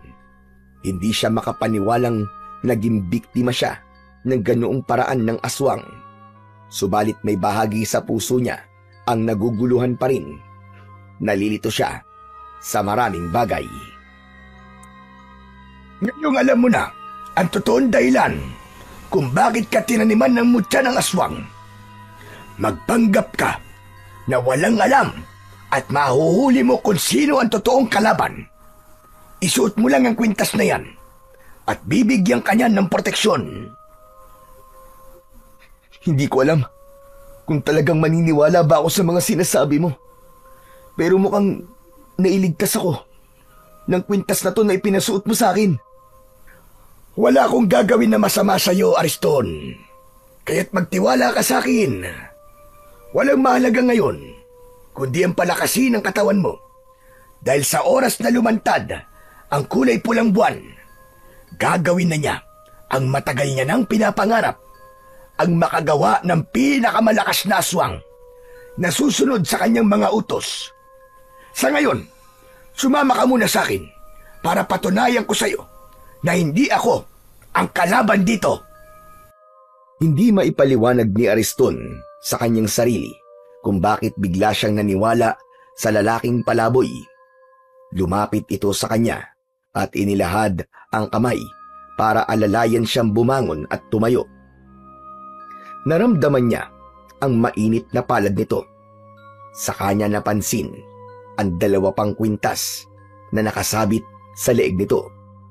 Maya-maya pa ay nilapitan ng lalaki ang lumang sako na dala nito kanina at dinukot ang isang matalas na itak. Samantalang si Ariston naman ay pinulot ang itak na nabitiwan niya kanina. Kailangan na nating umalis dito. Ipapakita ko sa iyo kung ano totoong ginagawa ko. Malalaman mo rin na hindi totoong tao ang mga pinapatay ko. Anong klaseng mga aswang, Mang Ebreo? Mga bangkilan, may kakayahan kayong magpalit ng anyo bilang isang normal na tao at kayang maging aswang sa pamamagitan ng pagtatanim ng mutya. Magtatanong pa sana si Ariston nang mapansin niyang nagbago ang ihip ng hangin. Maging si Mang Ebreo ay naging alerto sa paligid. Kaya naman, dahan-dahan nilang tinatak ang makitid na daan palabas ng gubat. Ngunit bago pa sila tuluyang makalabas, biglang may gumalaw sa madilim na bahagi ng kakahuyan.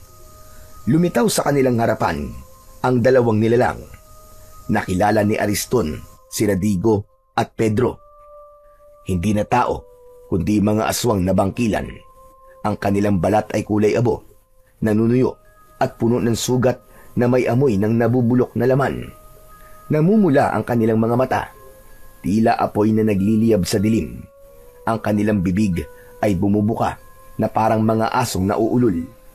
Nagpapakita ng mahahabang pangil na tumutulo pa ang laway.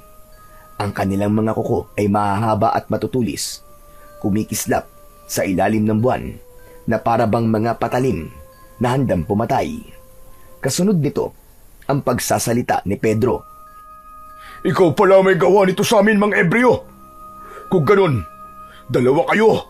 Sabay ko kayong papatayin. Biglang sumugod si Pedro sa kinaroroonan ni Mang Ebreo. Tumalon ito na parang hayop habang nakaumang ang matutulis nitong mga kuko. Naiwasan yun ni Mang Ebreo. Mula sa kamay nito ay mabilis nitong itinaas ang hawak na itak. Kasunod ng pagliwanag ng kwintas nito, nasilaw si Pedro at napaatras. Subalit nang makabawi ng lakas si Pedro, agad nitong tinalon si Mang Ebreo. Ngunit bago pa man lumapag ang pangil ni Pedro sa leeg ng lalaking palaboy, itinapat nito ang anting-anting sa dibdib ng halimaw. Kasunod ng pagtarak ng talim nito sa dibdib ni Pedro.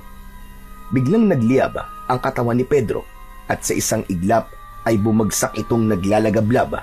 Sumisigaw ito ng nakakakilabot na pag-angil hanggang sa tuluyang maging abo ang katawan nito. Sinasabi ko na nga ba at may kapangyarihan kang pumatay ng mga katulad namin. Ikaw ang totoong nanghawa sa akin, hayop ka. Mamatay ka. Pagbabayaran mo ang ginawa mo kay Pedro. Walang kasalanan si Mang Ebreo. May ibang gumawa niya sa inyo, maniwala ka! Hanggang dito ba naman? Kinakampihan mo pa rin ang matandang palaboy na yan. Huwag kang maniwala sa kanya, Ariston. Siya ang totoong kalaban dito. Nagkakamali ka, Drigo. May iba pang may pakana sa pagiging aswang mo. Ako rin. Isa na rin akong aswang ngayon. Kaya masasabi kong wala siyang kasalanan sa mga nangyayari sa atin. Maniwala ka! Hindi ako tanga. Kaya magsama kayo.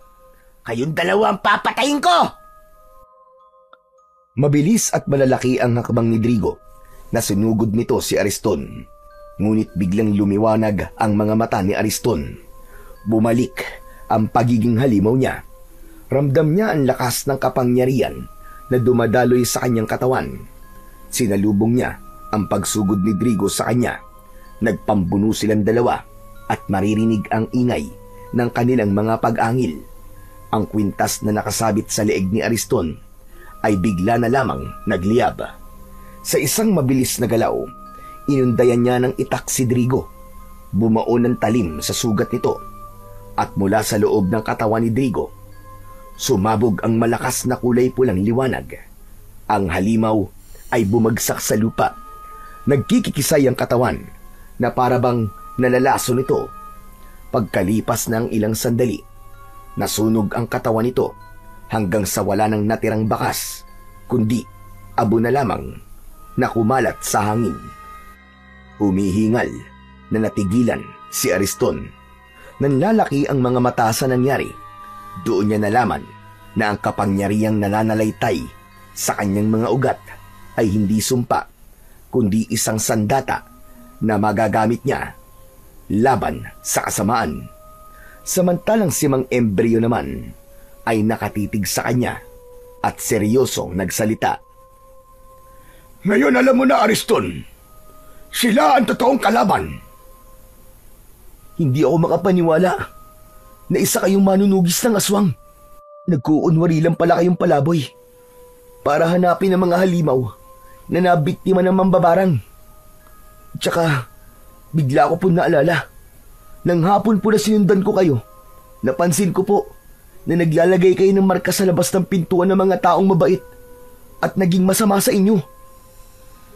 Dahil pagsapit ng kulay pulang buwan, lahat ng may marka ng X, tatawagin sila ng kanilang pinuno para masaksiyan ang pagsanib ng kapangyarihan ng kulay pulang buwan sa katawan ng napili nilang Supreno bilang isang ganap na pinakamalakas na aswang. At ikaw yun, Ariston. Ikaw ang gagawin niyang Supremo. Aba, teka sandali lang po. Paano pong ako? Paano pong nangyari yun? Sapagkat ikaw ang pinili ng pinuno. Mahirap malaman kung sino ang totoo nating kalaban. Ngunit hindi magtatagal ay lalantad siya sa oras na magsagawa na siya ng ritual para sa'yo. Kung ganun, may posibilidad din po na mapahamak po si Lolo Castor, ganun ho ba? Oo, lahat ng malapit sa'yo. Baka nga siya pa ang gamiting pain laban sa'yo. Kaya hanggat maaari, huwag ka munang lumapit sa lolo mo. Baka madamay siya sa mangyayari sa'yo. Kailan po ba lalabas ang kulay pulang buwan? Bukas ng hating gabi, lalabas ang kulay pulang buwan. Yun ang dahilan kung bakit nagpakita ako sa'yo. Dahil gusto kitang balaan. Sa oras na masinagang ka ng kulay pulang buwan, mag-ahari ang kadiliman sa puso mo. Wala kang maaalala at susundin mo lahat ang mga iuutos sa'yo ng taong gumawa sa'yo ng pagiging aswang. Diyos ko, ano pong gagawin ko? Ayoko pong maging aswang. Wala kang ibang gagawin kundi isipin ang kabutihan sa puso mo. Dahil sarili mong isip ang magiging kalaban mo. Ngunit sa oras na may maalala kang kabutihan sa puso mo, babalik ka sa dating katinuan at ikaw mismo ang papatay sa mambabarang na aswang na bangkilan. Bumundol ang kaba sa dibdib ni Ariston nang mahaplos niya ang palawit ng kwintas. Umaasa siya na malalampasan niya ang pagsubok na yon. Ang kailangan lamang niyang gawin ay labanan ang kasamaan. Buong isang gabi na naghanap ang dalawa ng mga aswang sa kagubatan. Lahat ng makasagupa nilang may hawa ng aswang ay pinapatay na nila upang mabawasan ang mga alagad ng mambabarang na aswang. Ang ilan na hindi nasunog ang katawan ay hinayaan nilang manatili sa kakawyan. Yun ang dahilan kung bakit iniisip ng mga tao na biktima ng aswang ang natatagpuan na patay sa kakawyan. At sa pagsikat ng araw, saka lamang sila matutunaw at masusunog. Nang matapos sila sa kanilang ginagawa, ay nagpasya ng umuwi sa bahay si Ariston. Itinago niya ang kwintas sa loob ng kanyang damit at nilinisan ang kanyang sarili bago siya pumasok sa loob ng kanilang bahay. Ngunit nagulat siya nang makita ang matanda na nakaupo sa harap ng lamesa. Naghahanda ito ng pagkain na madalas nitong ginagawa kapag sumasapit ang madaling araw. Anak naman ng tokwa, oo. Kaya panay ang tawag ko sa'yo sa loob ng kwarto mo hindi ka lumalabas. Saan ka ba naggaling, ha? Nagpahangin lang po ako sa labas, Lolo Castor. Kalalabas ko lang naman po kanini. Sa bintana po ako dumaan dahil ayaw ko po kayong magising eh. Pagsisinungaling ni Ariston. Yun ang kauna-unahang pagkakataon na nagsinungaling siya sa matanda. Alam mo ba, Apo? Napapansin ko na madalas kang umaalis. Kapag pinupunta naman kita sa tubuan, wala ka naman doon. Teka ga, saan ka ba talaga nagpupunta, ha? Ang totoo po ay sinusundan ko po si Mang Ebreo. Dahil sabi niyo po, isa po siyang aswang. Gumuhit ang pag-aalala sa mukha ng matanda at napalapit ito sa kanya. Hinawakan ni Lolo Castor ang kanyang kamay at hinila siyang paupo sa bangko, paharap sa lamesa. Apo naman, bakit ka gumagawa ng dahilan na ikakapahamak mo? Itigil mo na ito at huwag ka nang makikialam sa problema ng iba. Hala, sige na. Kumain ka na habang mainit pa ang kanin. Paborito mo ito. Sinangag at tapa na karne ng baka. Ito ang ibinayad sa akin ng mga magulang ni Pedro. Ewan ko ba, nahihirapan na akong pagalingin sila. Lolo Castor, maaari po bang wag na kayo manggamot? Nag-aalala po ako sa inyo. Paano kung malakas po ang kalaban at kayo naman po mapahamak? Pero ito lamang ang alam kong paraan para makatulong sa mga may sakit. Kita nyo na? Lolo naman, bakit kayo pwede kayong tumulong samantalang ako? Hindi pwede. Dahil magkaiba tayo. Ako nang gagamot samantalang ikaw. Nakakagulo lang. Lolo naman seryoso po ako. Seryoso naman na sinasabi ko, hindi ba? Kaya huwag ka nang matigas ang ulo. Ikaw lang naman ang inaalala ko, kaya sige na. Tama na ang usapan natin na to tungkol sa pagtulong-tulong na yan. Ang mahalaga, kumain ka na. Para magkalaman naman ang katawan mo. Tignan mo nga ang payat-payat mo na. Kaya hindi na tayo nagkakasabay kumain. Kaya naman, walang nagawa si Ariston, kundi pagtuunan ng pansin ang nakahain na pagkain.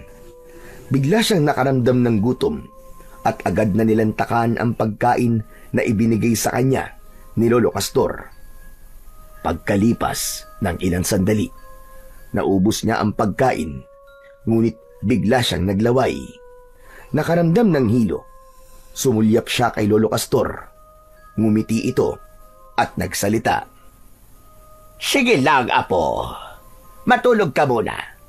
Hindi ka rin naman makakagala ngayon dahil masasaktan ka sa sinagdag araw.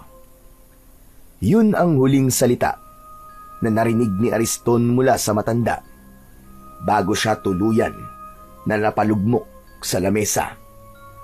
Nandilim ang kanyang paningin at agad na nawalan ng malay.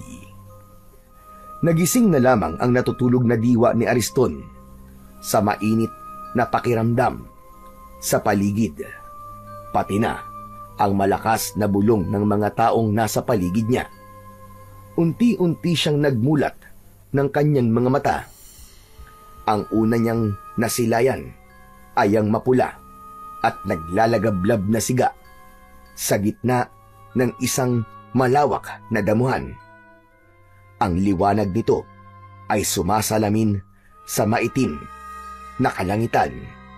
Nakapalibot sa apoy ang mga lalaking nakasuot ng itim na balabal. Mahigpit ang pagkakatakip ng kanilang mga hood, kaya't tanging kumikislap na mga mata lamang ang kanyang naaaninag mula sa mga ito. At sa kanyang harapan, nakatalikod ang isang matandang lalaki. Nakataas ang dalawang kamay, parang nagsasambit ng kung ano-anong kakaibang orasyon. Ang tinig ay paos, ngunit palakas ng palakas. Bumibigkas ng mga salitang hindi mawari, mga sinaunang bersikulo na hindi banal, kundi salitang may kinalaman sa kadiliman. Maya-maya pa ay nagsalita ng Tagalog ang matanda. Sa ngalan ng dilim, sa ngalan ng kadiliman, sa kapangyarihan ng dugo, sa ilaw ng buwan, isilang ang bago naming kasangkapang magdadala ng lakas sa aming kapangyarihan. O katastasang hari ng kadiliman, dinggin mo ang aking dalangin. Ang aking alagad ay palakasin. Saniban mo siya ng iyong kapangyarihan at pagkalooban mo ng buhay na walang hanggan. Hindi siya maaaring magkamali. Si Lolo Castor ang nasa harapan niya habang ito ay nagsasambit ng mga salita. Ang mga nilalang na nakapalibot ay sabay-sabay na nag-usal din ng dasal. Mabagal sa simula, para bang bulong na umiikot sa hangin. Ngunit unti-unti itong lumalakas na tila ugong ng kulog. Ang kanilang mga tinig ay nagmistulang alon na paulit-ulit na bumabalot sa pandinig ng binatang si Ariston. Pinaparamdam sa kanya ang bigat ng ritual na isinasagawa ng mga kampon ng kadiliman. Sinubukan niyang igalaw ang kanyang mga kamay, ngulit agad niyang naramdaman ang hapdi. Ang kanyang mga pulsuan ay mahigpit na nakatali sa likod ng poste. Ang mga hibla ng lubid ay bumaon na sa kanyang balat. Mula sa pagkakasugat ay dumaloy ang manipis na dugong tumutulo, naghalo sa pawis na kumakapit sa kanyang balat. Ang paligid ng sugat ay namamagana at nanlalagkit, para bang sinasadya ng lubid na pahirapan ang kanyang bawat galaw. Ramdam na ramdam ni Ariston ng mga sandaling yun ang mabilis na tibok ng kanyang puso. Hindi lamang dahil sa sakit ng kanyang sugat, kundi dahil sa labis na galit. Ngayon ay alam na niya kung sino ang totoong kalaban at buong katotohanan. Naramdaman ni Lolo Castor ang pagpupumiglas ni Ariston, kaya naman humarap ito sa kanya. Huwag mo na subukan makawala sa pagkakagapos ng lubid, apo ko. Ano pong ibig sabihin nito, Lolo Castor? Anong ibig sabihin nito?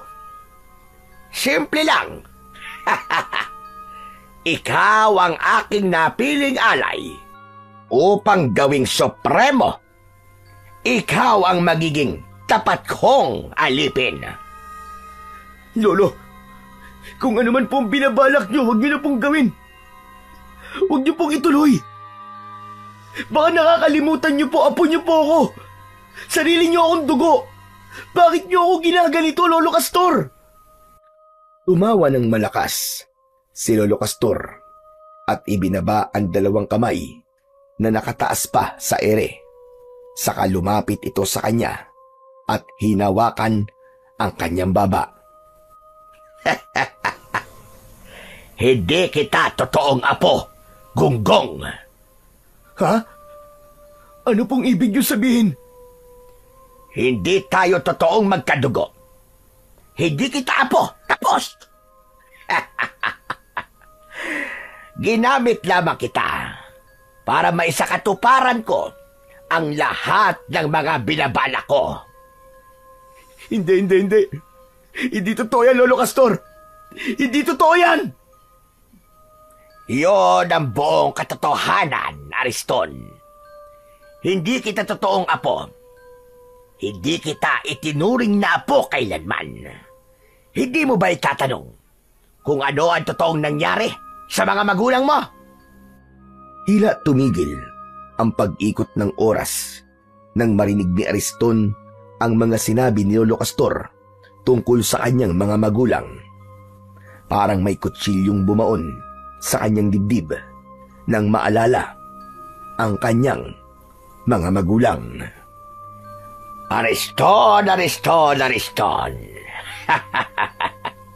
Naisip mo na ba kung ano ang ginawa ko sa kanila? Anong ginawa niyo sa kanila, Lolo Castor? Anong ginawa niyo sa kanila? Sagutin niyo ang tanong ko! Magsalita kayo! Pinatay ko sila para makuha ka. Ikaw ang napili kong magdadala sa aking mutya na ibinaon ko na sa balikat mo.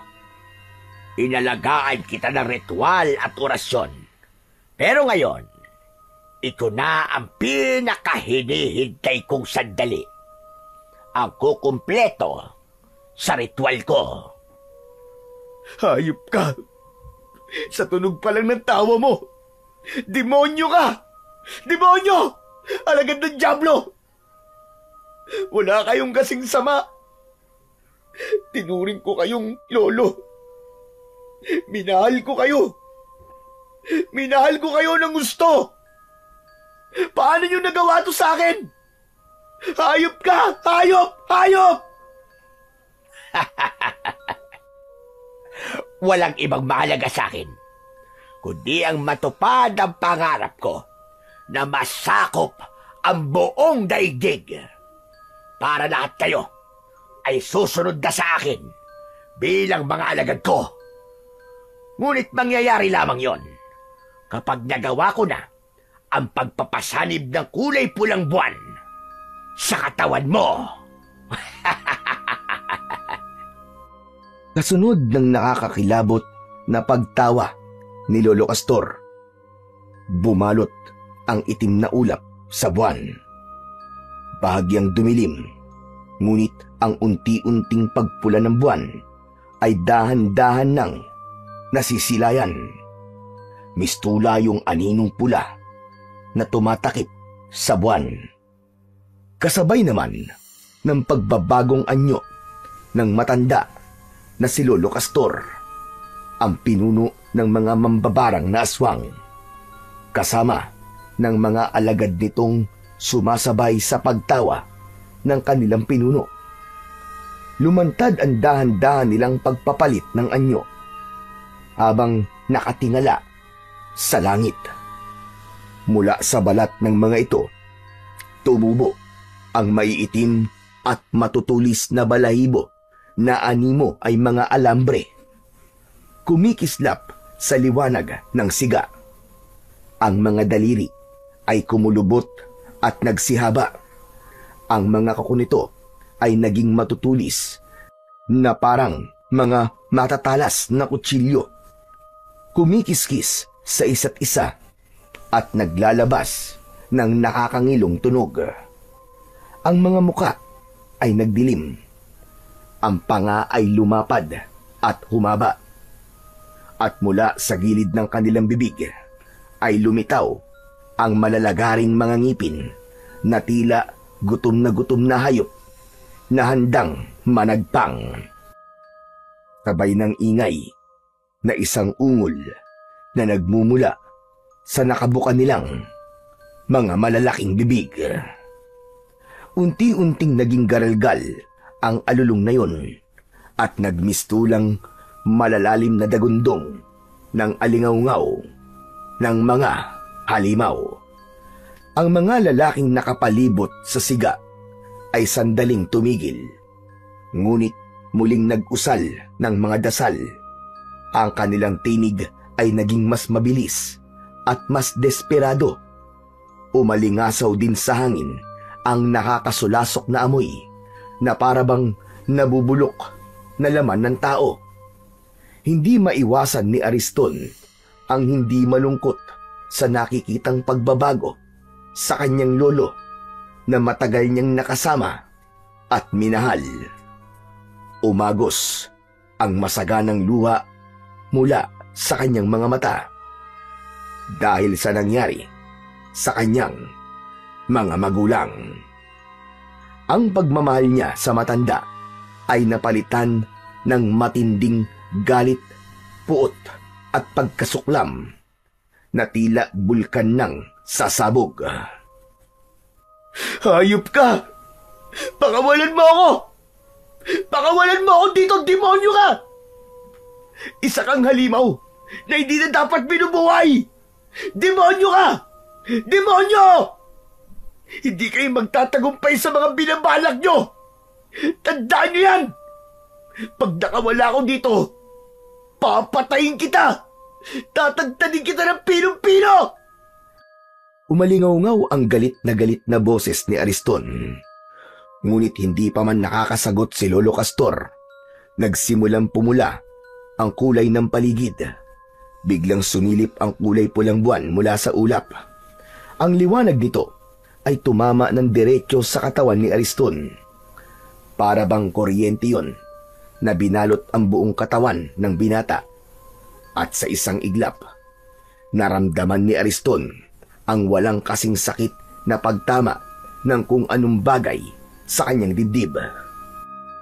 Naglaho ang kanyang galit at napalitan ng tila pagkalimot sa kanyang katauhan. Ang kanyang balat ay tila nagningning na parabang kumikislap na bakal. Bawat hibla ng damit ay nagliyab ng bagya at napunit. Nagkalasog-lasog sa lakas ng enerhiya. Ang mga ugat sa kanyang mga braso ay nagpakita. Kumikislap sa ilalim ng balat na parabang may dumadaloy na baga. Nang umpisang umihip ang malamig na hangin, ang lupa sa ilalim ng kanyang mga paa ay bahagyang yumanig at ang mga damo ay gumalaw. Hinahatak ng hindi maipaliwanag na puwersa. Ang kanyang mga mata ay kumislap ng gaya ng nagbabagang baga. Sa malakas na daloy ng kapangyarihan, nagawa ni Ariston na sirain at wasakin ang lubid na gumagapos sa kanyang mga kamay. Wala siyang maalala tungkol sa kanyang sarili. Wala siyang ibang nakikita kundi ang matandang aswang na inuutusan siyang tumayo. Sige! Tumayo ka lang, aking mahal na apo. Tuparin mo ang bawat kahilingan ko. Sumalakay ka sa buong baryo. Patayin mo silang lahat. At wala kang ititirang buhay ni isa sa kanila. Masusunod po, mahal kong lolo. Ang kilos at anyo ni Ariston ay nagmistulang nag-ibang nilalang.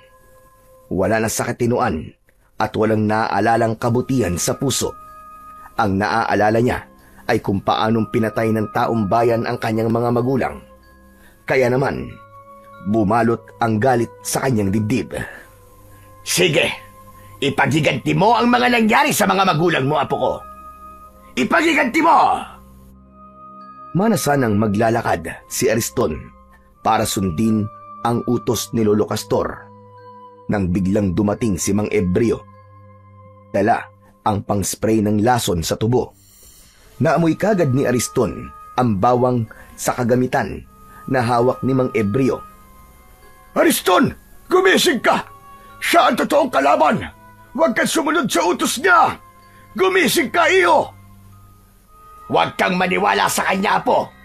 Siya ang tunay na pumatay sa mga magulang mo. Naguguluhan na nagpalipat-lipat ng tingin si Ariston sa dalawa. Wala siyang maalala at hindi niya naiintindihan ang mga sinasabi ng mga ito. Sa kanyang nalilitong isip, nahawakan niya ang kwintas. Tila may puwersang nagpapaalala sa kanya ng konting eksena na natatandaan niya. Nakita niya sa kanyang alaala si Mang Ebreo habang nakikipaglaban ito sa mga halimaw, pati na ang mga ibinili nito sa kanya. Kasabay nito, lumiwanag ang kanyang mga mata. Sino ba talaga nagsasabi sa inyo ng totoo? Sino? Ako, Ariston. Ako nagsasabi. Nangako ka na hindi ka magpapasanib sa kasamaan. Ako ang paniwalaan mo, apo. Ako nagsasabi sa iyo ng totoo. Patayin mo ang lalaki niyan dahil siyang pumatay sa mga magulang mo. Kalokohan! Hindi ko pinatay ang mga magulang mo, Ariston. Dahil ako ang tunay mong ama. Siya ang totoong pumatay sa pamilya ko. Sa nanay mo. Malinaw na ngayon ang lahat sa akin. Siya ang pumatay sa pamilya natin, Ariston! Pagkatapos nun, umikot ang mga alagad ni Lolo Castor sa binata at umatake ang mga ito kay Mang Ebreo. Pinisprayan naman ni Mang Ebreo ang mga kalaban. Binunot nito ang itak at gamit ang kwintas, kinalaban ng lalaki ang mga aswang. Saka lang may naalala si Ariston sa pagbalot ng malakas na enerhiya sa kanyang katawan. Naalala niya ang lahat. Naghari sa kanyang dibdib ang katotohanan, pati na ang mga sinabi ni Mang Ebreo na ito ang kanyang tunay na ama. Naalala ko ng lahat. Humanda kayo! Dahil ito na magiging katapusan nyo! Sa gitna ng kulay pulang liwanag, nagsimula ang matinding sagupaan. Nagharap sina Ariston at Lolo Castor, at sa bawat galaw ay may napapatay na halimaw si Ariston. Sumugod si Lolo Castor, mabilis at mabangis, ngunit nang kumislap ang pulang liwanag sa katawan ni Ariston, nagbago ang lahat. Sa bawat galaw niya, nag-iiwan siya ng bakas ng liwanag na para bang naglalagablab na apoy. Nang salubungin niya ang pag-atake ni Lolo Castor, tinamaan niya ito sa dibdib ng kanyang kamao na may nagbabagang enerhiya. Umalingaw-ngaw ang malakas na dagundong ng pagyanig ng lupa. Ano nangyayari? Bakit kakaiba ka, Ariston? Dahil nagkamali ka ng pagtatanim ng mutya sa balikat ko. Nangyari yon sa tapat mismo ng balete. Kaya naman ang malakas na enerhiya ng mga nag-aalagang engkanto doon ay nahigop ng mutya. At yun mismong gagamitin kong pampatay sa'yo at sa mga halimaw na kagaya mo. Malakidlat ang suntok na tumama sa katawan ng pinuno ng mga bangkilan. Tumalsik ito. Ang balahibo ay nagliyab sa bawat atake sa kanya. Ngunit sa huling bugso ng laban, itinaas ni Ariston ang kanyang kamay at isang malakidlat na kulay pulang liwanag ang nabuo. Hugis pana na bumulusok papunta sa katawan ng kalaban. Tumarak yun sa katawan ni Lolo Castor at sa isang iglap bumagsak ito sa lupa at tuluyang nagliyab at naging abo. Bigla namang dumating ang mga aswang. Si Mang Ebreo ay mabilis na kumilos. Itinaas nito ang pang-spray na bawang. Nagliyab ang kanilang mga balat bago sila isa-isang naging abo na tinangay ng hangin. At dahil sa suot na kwintas ni Ariston, hindi siya tinablan ng amoy at katas ng bawang. Yun ang proteksyon na ibinigay sa kanya ng kanyang ama. Nakatayo lang si Ariston, hingal ngunit matatag. Ang kanyang katawan ay patuloy pang nagliliyab ng pulang liwanag. Tanda ng kapangyarihang bumabalot sa kanya. Anak, nalampasan mo ang pagsubok. Nakawala ka sa sanib ng kulay pulang buwan. Tay, totoo po ba talagang kayo ang ama ko? Oo anak, narinig ko sinabi ni Castor habang wala kang malay. Sinabi niya na siya nasa likod sa pagpatay sa mga batang 1 taong gulang ang edad at kinuha ka niya sa akin. Kalimutan na po natin yung tay. Ang mahalaga ay magkasama na po tayo ngayon at bubuo po ulit tayo ng panibagong bukas na puno ng pagmamahal at kapayapaan. Ang kwento ni Ariston ay isang makapangyarihang paalala na kahit balot ng dilim at kasamaan ang ating pagkatao, palaging may puwang para sa kabutihan. May hawa man si Ariston at nagsimulang kumilos sa katauhan ng isang aswang. Hindi niya hinayaang lamunin siya ng gutom at galit na dala ng sumpa. Hindi na naig ang kasamaan sa kanyang puso.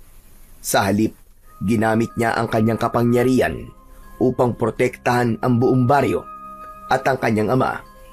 Ang kanyang kabutihan, gaano man kaliit o kahina, ay may kakayang manaig laban sa puwersa ng kasamaan.